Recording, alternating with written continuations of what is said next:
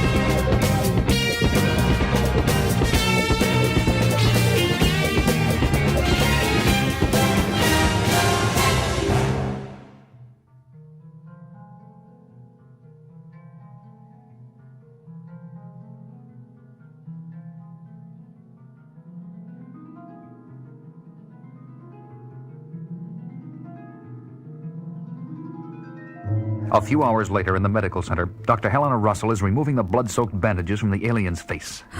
John, his face, it's unmarked. 3 hours ago, his face was an unrecognizable mess.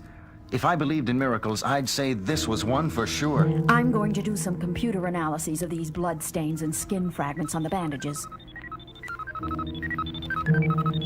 Now, let's see what we've got. Cell growth rate of damaged tissue 100 times human rate. Cell growth rate of normal tissue 0. Cell decay rate of normal tissue 0. Helena, do those figures mean what I think they mean? They mean this man could live on indefinitely. Theoretically, at least, he's immortal. Immortal? A man of his size? He could be dangerous. Paul? Main mission here. Paul, I want a 24-hour security watch on the alien in medical center. No one is to approach him at any time. Okay, Commander. Helena, I want to report on any change in his condition. I'll be in main mission. As Dr. Russell tends to other patients in another area, leaving 2 security men guarding the door, the alien's eyes snap open. He gets up, looks about, walks to the door, opens it, and starts walking past the security guards as though they weren't there. Hey, you can't leave here. Look at the size of him. They attempt to stop him, but he picks them up as though they were rag dolls and slams them to the floor. Striding past their unconscious bodies, he disappears down the corridor. One of the guards regains consciousness and calls main mission. Commander, the alien is loose on Alpha. Repeat, the alien is loose on Alpha. He's a giant, incredibly strong and dangerous. Paul, send out red alert. Kano, computer scan. We must locate him. Got him, Commander. Assembly Area D. Security, all guards to Assembly Area D. Carter, follow me. There he is, Commander. He's already knocked out half our men. Use your laser. Are we fed? Let's both fire at once. Now. Bounces right off him. Wait. Please, I must talk to you. Hold your fire and stand back, everyone. Okay, let's talk. I am John Koenig, commander of Moonbase Alpha. Who are you? My name is Baylor, citizen of the planet Program. Why did you attack my men? It was your guards who attacked me. I was only defending myself. Yes, perhaps you're right. And I apologize for our actions. Tell us about yourself. How did you recover from your wounds so fast, and why didn't our lasers affect you? I am a scientist.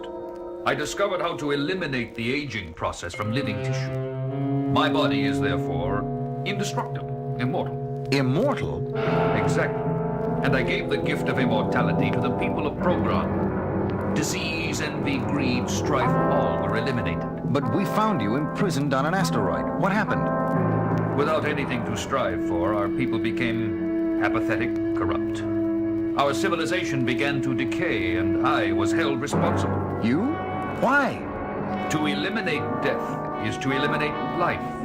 Because I took away that which gives life meaning, they imprisoned me and left me to suffer eternal solitude for my crime. That was 1,000 years ago. 1,000 years? And you are... Yes, I am over 1,000 years old. Most of them spent in that living tomb on the asteroid.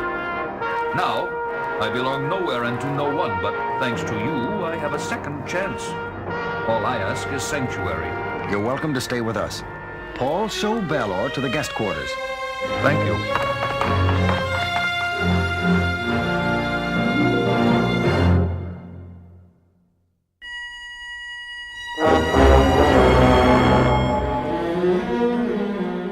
Later, in Commander Koenig's office. What do you think, Victor? I'm inclined to believe him. I believe him too. Well, I gave Connor orders to have computer keep a check on his movements, just in case. Just in case. Yeah, the thing that bothers me is those pictures of horror and terror and torture. They have nothing to do with what he told us. He was on that asteroid a long time. Maybe he did them himself. Or maybe they were put there to remind him of something he hasn't told us about. Commander, computer reports that Baylor has just entered Mike Baxter's quarters. Thanks, Connor.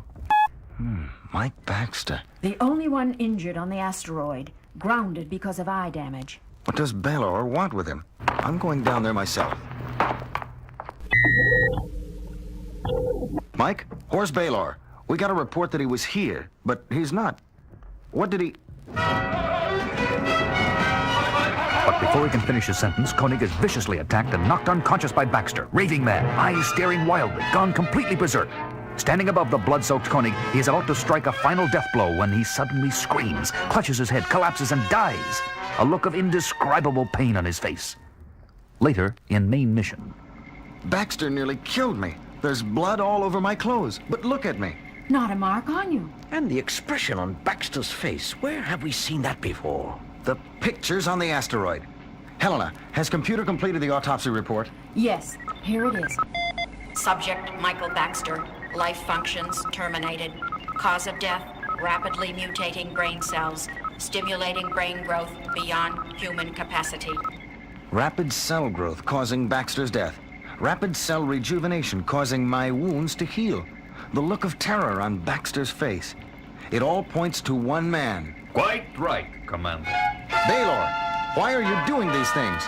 What is the motivation behind it all? Very simple, Commander. For pleasure. My pleasure. Pleasure? Out of pain? Then those pictures on the asteroid. They were put there to remind you of what you did to your own people. Right again, Commander. But 1,000 years of reflection have made me remember my crimes with pleasure. When you released me, you found me hungry for pain. Careful, John. He's a psychopath. What do you want with me? With Alpha? Oh, I have plans, Commander. But things will remain as they are for now, with just one change. You will take your orders from me. No way. Then you will see the consequences of your refusal, and I shall have pleasure as never before. We'll stop you somehow. How? You can't kill me. I'm indestructible. Within minutes, reports of death and destruction pour into main mission. Section C, communications hardware wrecked. Research calling main mission, laboratory equipment smashed. Commander, medical here. Audrey Marissa Wells has been murdered. To stop him, John. Yes, but how? I've got an idea. Paul, where is Baylor now? Last report, vicinity of Area B. Call all our people out of there and seal off the area. All personnel, evacuate Area 2. All personnel, evacuate Area 2. What's your plan, John? I'm going down there and face him myself. Lure him into airlock B and... Paul, when I give you the signal, you know what to do. Yes, sir. But, John, he'll tear you apart. Maybe, but there's no other way. Within minutes, Commander Koenig is making his way carefully through Area B, knowing that Baylor is following, not far behind. Reaching the last door down the corridor, he pulls down the sign over it, a sign reading Airlock B, and hides it. Moving just inside the open door, he takes out his thumb lock. Ready here, Paul. Check, Commander. Here he comes. Stand by. Baylor! Ah, there you are, Koenig. Ready to take orders? Take orders? No way. I'm gonna take you. With that pea shooter?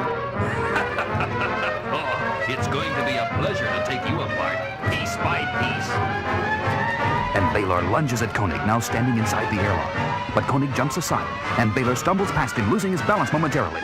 In that moment, Koenig races through the door and closes it behind him, leaving Baylor locked inside the airlock. Now, Paul!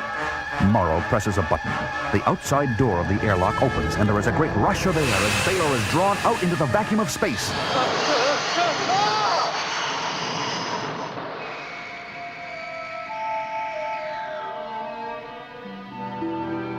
Are you all right, Commander? Yeah, Paul.